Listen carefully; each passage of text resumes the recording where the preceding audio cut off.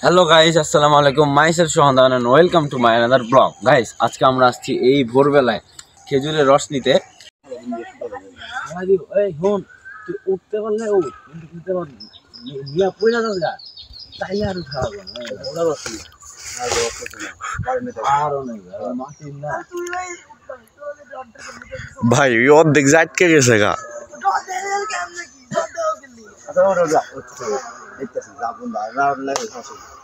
না বলে আগে দেখবি বাঘটা, আগে আসাটা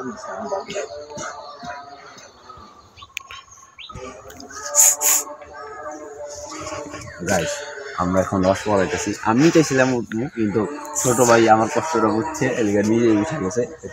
ছোটের উপরে তুই দিয়ে বড় বাকি খারাপ কষ্ট। আমি তো বলছিলাম কিন্তু উঠে গেছে। শখ শখ পূরণ করুক, বড় ভাই শখ পূরণ করে দিতে পারবি না?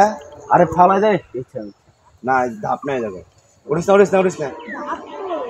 বলছি রস খাওয়া, আজকে ভাত খাওয়া বলতে রস খাওয়া হ্যাঁ না, দেখ হাত দিয়ে রসটা নষ্ট করে দিবে। নগদ কষ্ট করে রস ফেনা যাইব, রস নাই তার ভিতরে ভিতরে। চলুন আমরা ভিতরে দেখবো, এখন দেখবো না পরে। আর খেজুরের রস অলরেডি আমরা নিয়ে নিছি, তো রস রেডি।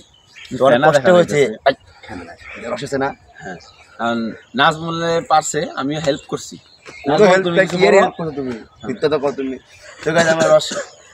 সকাল যখন সকালে দেখা যায় না, রাত গ্রামে রাত্রেই তো রস পাড়া হয়।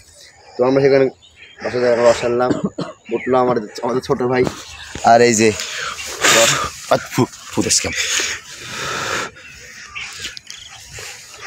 দেখতেই পারলেন, একদম পিওর, একদম পিওর রস থেকে পাতা মাত্র।